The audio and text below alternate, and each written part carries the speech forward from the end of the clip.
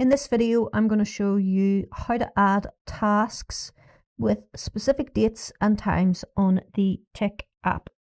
So if I go to TickTick and I go to one of my lists, as you can see, I've set up a time here, a time and date, sorry. It tells me what time that's going to go off at and the date. So if we want to do this for a new task, we hit the plus button and make a task. And then what we will do is hit the little calendar option. And here this will give me a few different options. You can see along the top we've got today, tomorrow, next Monday, today evening, or we can just select a specific date. We can give it a time. We can hit OK.